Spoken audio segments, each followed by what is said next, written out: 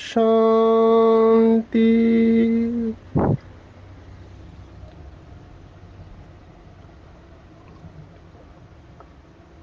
आज 2 अप्रैल 2024 भारत में मंगलवार है। Today is 2nd April 2024 and it's Tuesday in Bharat. आज की मुरली का जादुई रहस्य स्वयं को प्रेरणा देने के लिए magical secrets of today's Murli for motivating the self। आज की साकार मुरली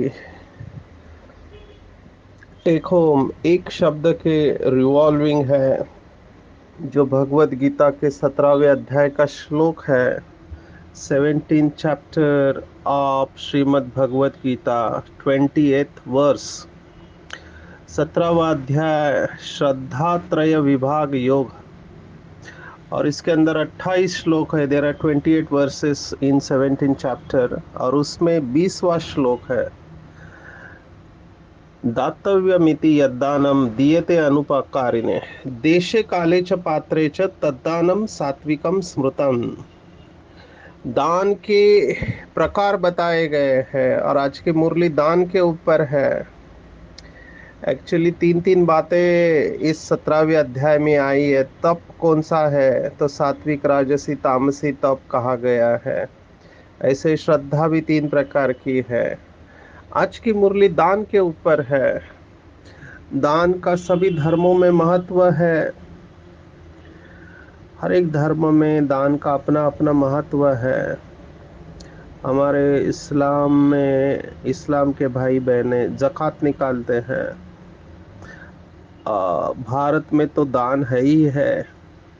मैंने बहुत घरों में देखा है कि बड़े बुजुर्ग लोग बच्चों के हाथों के द्वारा दान कराते हैं। अभी ये करने के पीछे लॉजिक तर्क ये रहता है कि बच्चों में भी दान के संस्कार आ जाए। हमारे को जो भी मिला है उसका हमें रिटर्न करना चाहिए, ये प्रकृति हमें सिखाती है। और दान के 3 प्रकार बताए हुए हैं शास्त्रों में। ये 3 चीजें हैं, यज्ञ दान तप कर्म। तो इन सब का महत्व है, और बाबा इसकी गुह्यता में आज हमें लेके जा रहा है। बहुत नशे की बात बाबा ने आज कही कि बाप बच्चों का कर्जदार है या बच्चे बाप का। आप सोचो, कोई ये सोच भी नहीं सकता है कि भगवान भी बच्चों का कर्जदार बन सकता है। तो बाबा ने इसका अर्थ बताया कि कैसे भगवान बच्चों का कर्जदार है, क्योंकि बच्चे फ्रांक दिल बनकर जो बाबा के यज्ञ में दान देते हैं, बाबा को उसका 1 का 100 गुना देना पड़ता है। भक्ति मार्ग में ये मान्यता है। ईश्वर अर्थ बहुत जो भिखारी होते हैं वो भी मांगते समय यही मांगते हैं कि भगवान के नाम पर दे दो, अल्लाह के नाम पर दे दो, ऊपर वाले के नाम पर दे दो। क्योंकि ये मान्यता कहाँ से आई? क्योंकि लोगों के अंदर ये बहुत गहरी चली गई है कि ऊपर वाला सब कुछ देख रहा है। अब लेकिन वो भूल जाते हैं। ये बात तो बहुत अच्छी है कि ऊपर वाला देख रहा है। जब अच्छा काम करते हैं तो सोचते हैं कि ऊपर वाला देख रहा है, लेकिन यही बात वो बुरा काम करते समय भूल जाते हैं। अगर केवल हम ये एक ही पुरुषार्थ करें कि ऊपर वाला मुझे निरंतर देख रहा है, केवल मैं जो कर्म कर रहा हूं वो नहीं, आध्यात्मिकता में सोचने को भी कर्म कहा गया है। तो सोचना भी एक कर्म है। अगर भगवान हमारी सोच को भी देख रहा है तो हम गलत सोचे ही नहीं, गलत बोले ही नहीं, गलत काम करेंगे ही नहीं, अगर ये केवल एक पुरुषार्थ हम करें कि भगवान मुझे देख रहा है और हर वक्त वो मुझे देख रहा है। आप सोचो, केवल एक दिन के लिए ये पुरुषार्थ करेंगे कि हर वक्त मैं जहां जा रहा हूं, जो कर रहा हूं, जो सोच रहा हूं, बोल रहा हूं, कर रहा हूं, बाबा मुझे देख रहा है। हजार आंखों वाला परमात्मा मुझे देख रहा है, उससे कोई चीज छिप नहीं सकती है। तो अगर इतना अटेंशन रखे कि बाबा की नजर मेरे ऊपर है, तो गलत काम कैसे हो सकता है? तो भगवान को एक का 100 गुना देना पड़ता है। और लोग ये मानते हैं कि इस जन्म में देंगे तो अगले जन्म में उसका रिटर्न मिलेगा। और भक्ति मार्ग में ये सुदामा की कहानी तो बहुत प्रचलित है, चावल मुट्ठी देकर विश्व का मालिक बनते हैं। लेकिन यहाँ पे कैच ये है जो आज बाबा ने कहा, जो भगवत गीता भी कहते हैं, भगवत गीता का 20वां श्लोक हमने देखा कि देश काले च पात्रे च, बना देश काल और पात्र देखकर हमको दान देना चाहिए, हर एक को दान नहीं देना चाहिए। तो दान ये समझ कर देना चाहिए कि दान देना मेरा कर्तव्य है, ना कि किसी के ऊपर उपकार करने के लिए मैं दान कर रहा हूँ। और सही स्थान और सही समय पर उचित पात्र को देखकर दान देना चाहिए। और पात्र किसे कहते हैं? जिसे जिस वस्तु का अभाव हो, वो अभाव वही देश काल उस वस्तु द्वारा प्राणियों की सेवा के लिए योग्य समझा जाता है। जैसे भूखा है तो उसे अन्न का अभाव है तो उसे अन्न देना चाहिए।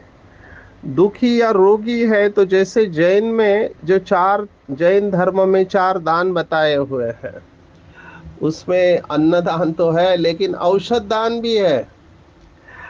औषधि का दान करना, देखो, आहार दान, औषध दान, ज्ञान दान और अभय दान, ये 4 दान जैन में, जैन धर्म में बताए हुए हैं। तो दुखी व रोगी व असत असमर्थ तथा भिक्षुक आदि तो अन्न तथा वस्त्र और औषधि एवं जिस वस्तु का जिसके पास अभाव हो, उस वस्तु द्वारा सेवा करने के लिए योग्य पात्र समझे जाते हैं। तो देखना चाहिए मैं जो भी दान देता हूँ वो पात्र देखकर देता हूँ या अपात्र को दान देता हूँ, क्योंकि वो निगेटिव के खाते में जाएगा। बाबा ने कहा ये पतित दुनिया है, यहाँ रावण सर्वव्यापी है। तो पतित दुनिया में पतित आत्माओं को ही दान करते हैं। अभी भारत में इलेक्शन की हवाएं चल रही है, तो मैं सोच रहा था ये जो आप अगर न्यूज़पेपर पढ़ते हैं, जिसे मैं रावण की मुरली कहता हूँ, तो उसमें इलेक्टोरल बॉन्ड्स कहते हैं। इलेक्टोरल बॉन्ड्स माना इलेक्शन के लिए जो पैसा लगता है, तो उसके लिए बॉन्ड्स निकलते हैं। अभी इसमें ये लोग बॉन्ड्स देते हैं, लोग खरीदते हैं या लेते हैं, उसमें फिर फेवर की अपेक्षा रहती है कि मैंने ये दिया इस पार्टी को तो मेरा क्या फायदा है। तो ये सात्विक दान की श्रेणी में नहीं आता है, अगर दान भी इसको समझे तो।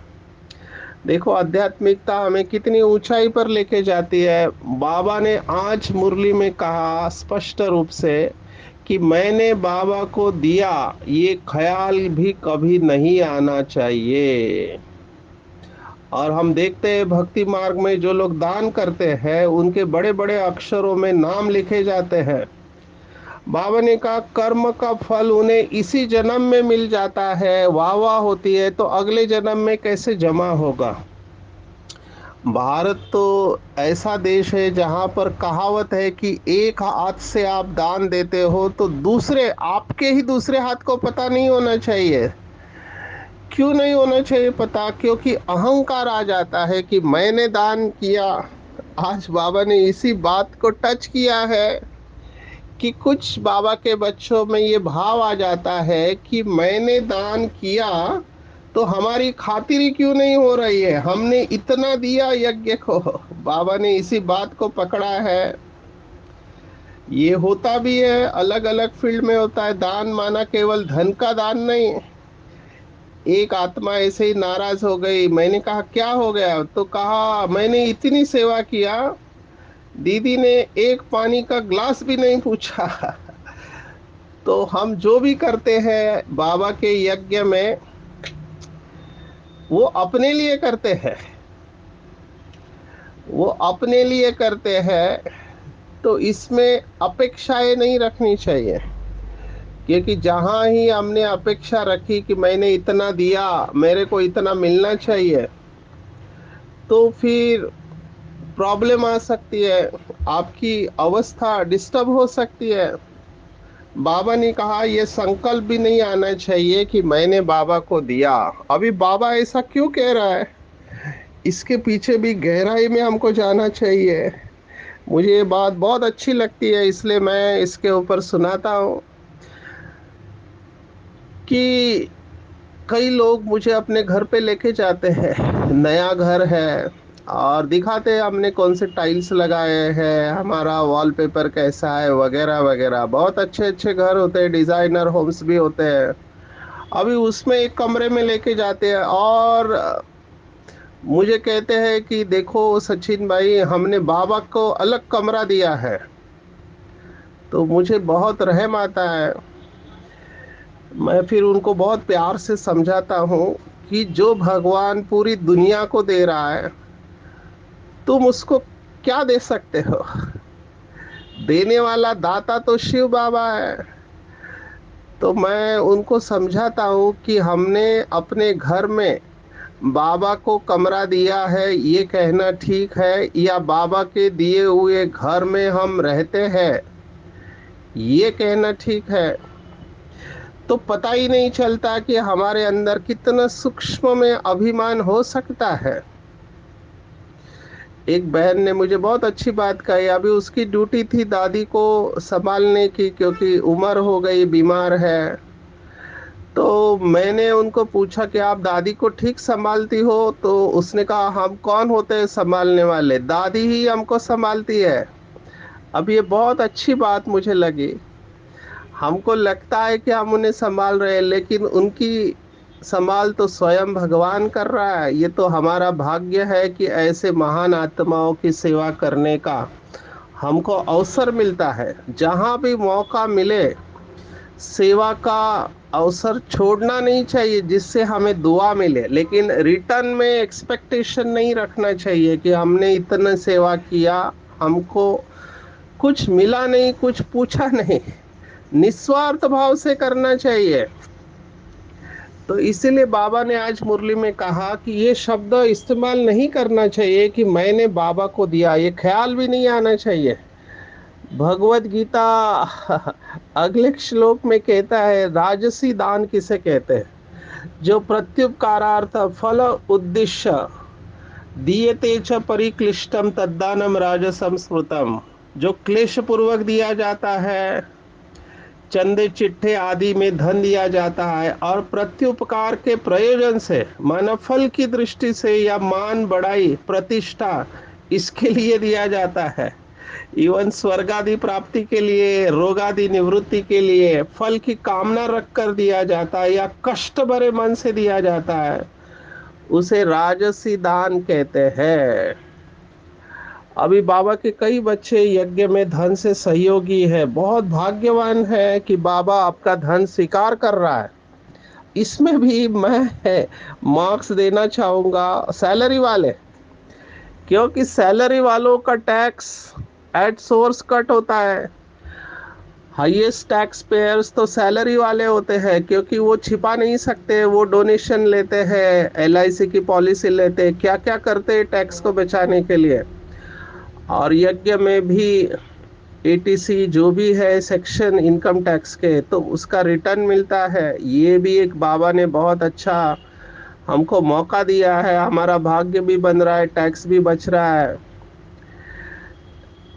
लेकिन बिजनेसमैन है, है ना। बड़े बड़े बिजनेसमैन हैं, अभी करोड़ों का बिजनेस है, उसमें से कितना परसेंटेज देते हैं। इसलिए बाबा ने कई बार मुरली में कहा, गरीब का 1 रुपया और अमीर का 1000 रुपया दोनों बराबर है।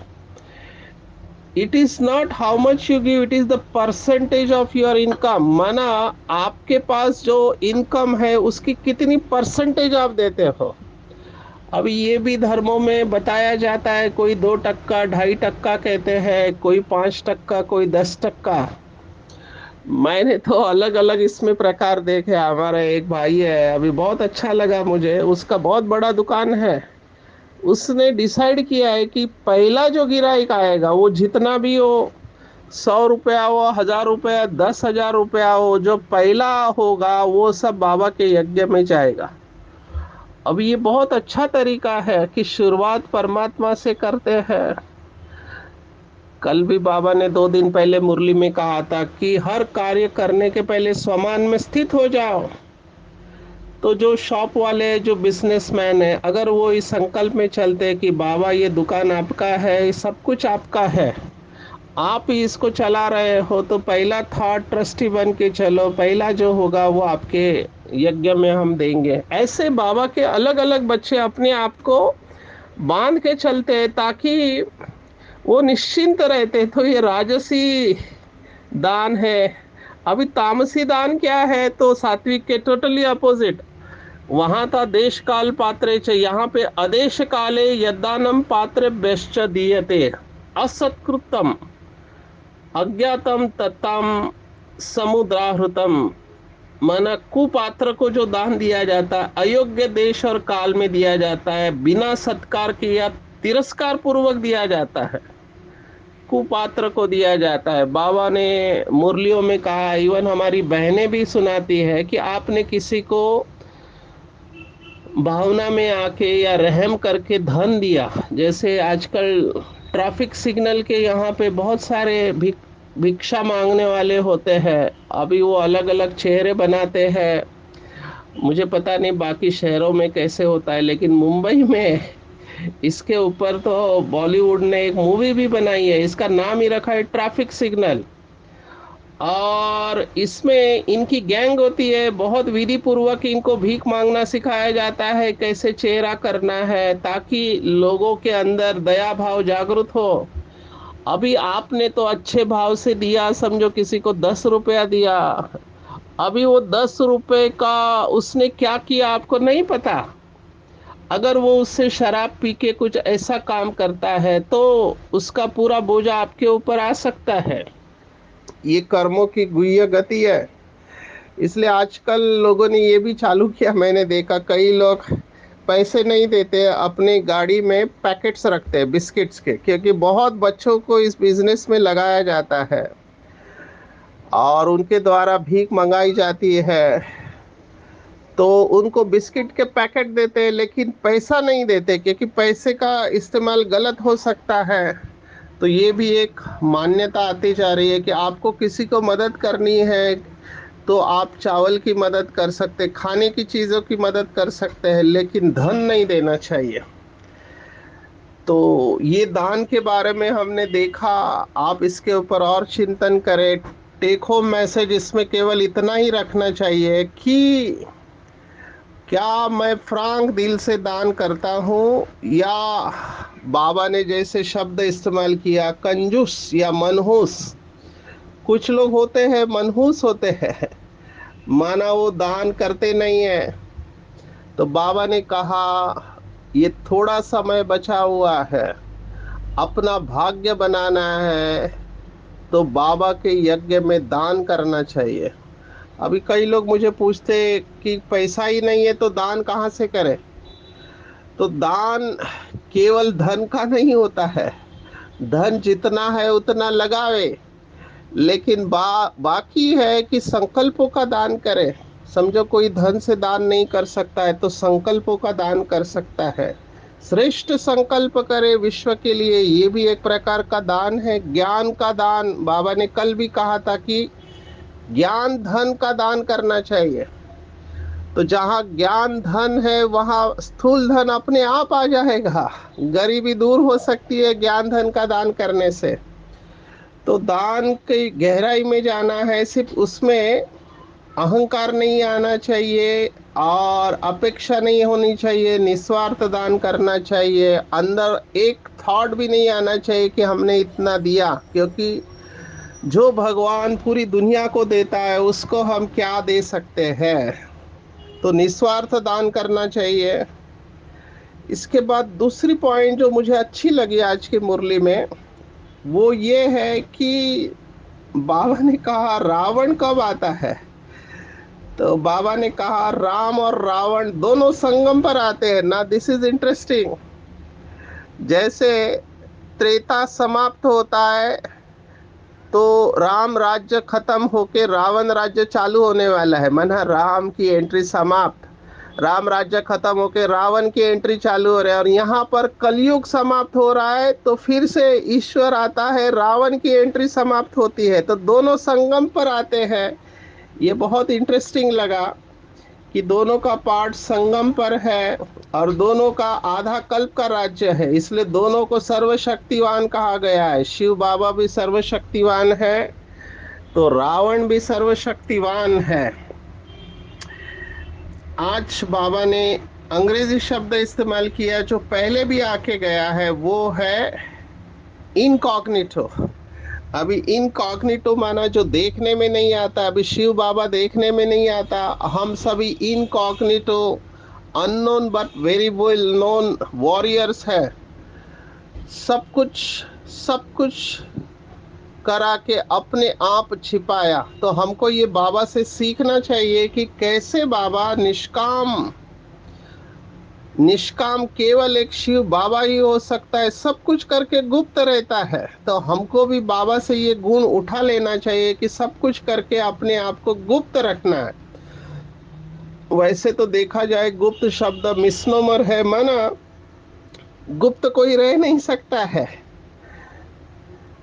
क्योंकि अगर आप अच्छे पुरुषार्थी है तो आपके वाइब्रेशन बोलते हैं, आपकी सेवा बोलती है, आपका हर कर्म बोलता है। देर इज नथिंग गुप्त। पर बाबा को पहचानना मुश्किल है क्योंकि वो बिंदी है।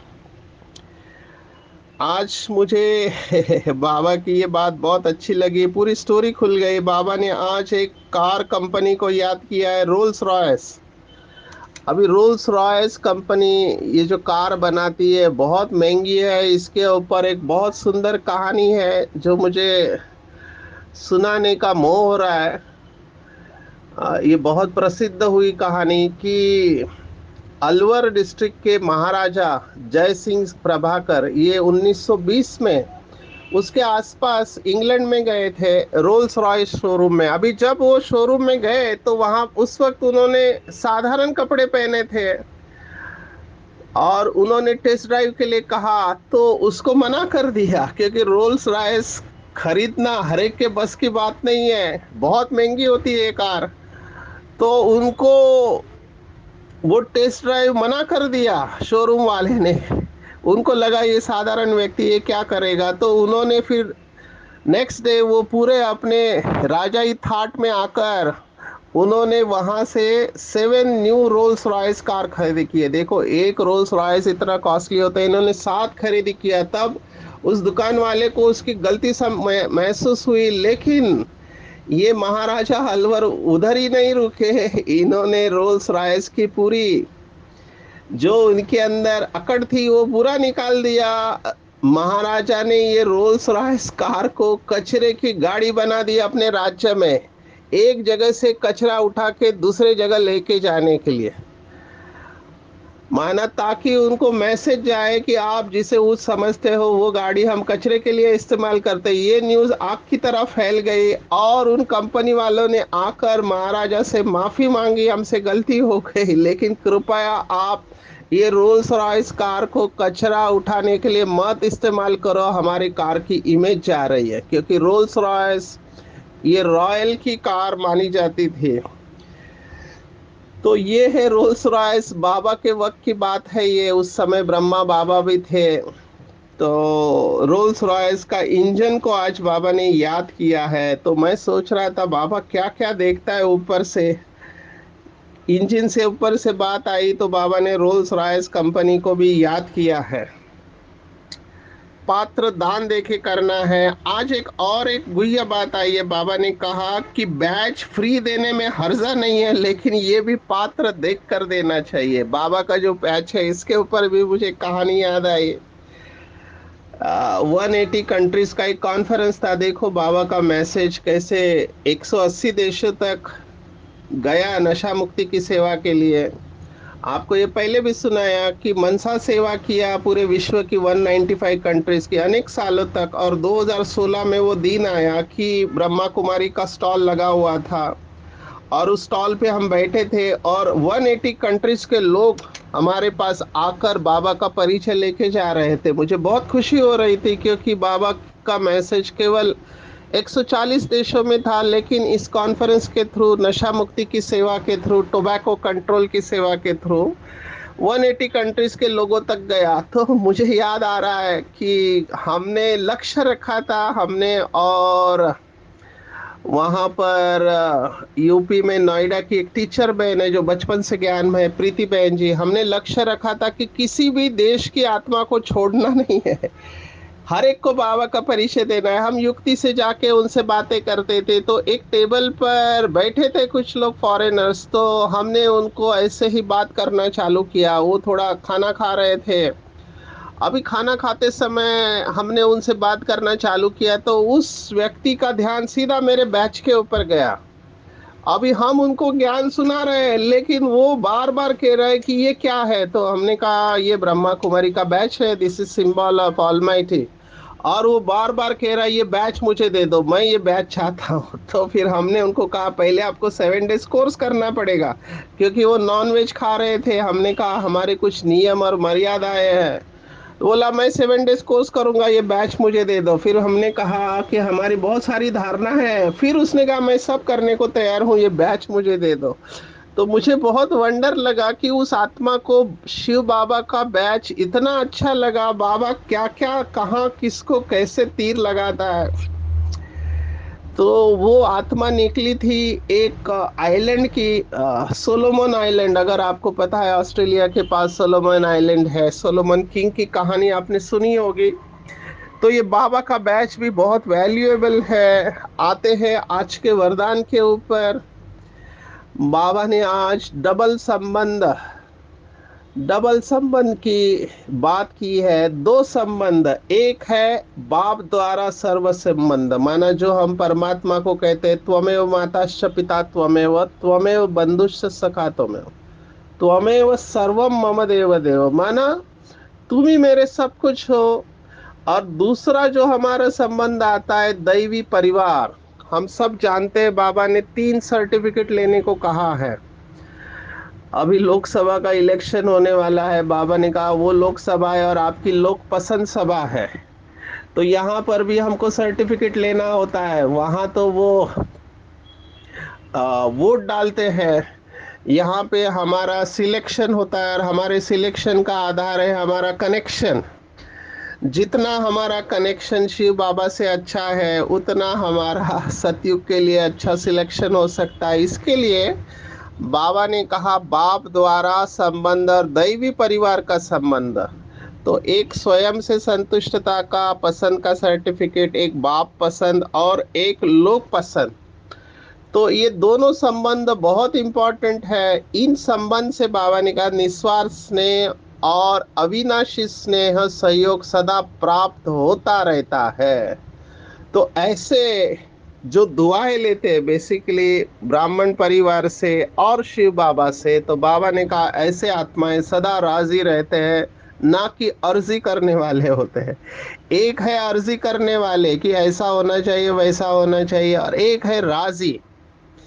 ये बाबा के स्लोगन बहुत सुंदर है, जो राज को जानते हैं वो कभी नाराज नहीं होते। बहुत सुंदर स्लोगन है। तो सदा राजी रहना है। वैसे भी हिंदी में पूछते हैं आप राजी खुशी हो, तो जिनके पास शिव बाबा का और ब्राह्मण परिवार की दुआएं है, ये संबंध की शक्ति है, वो सदा राजी रहते हैं।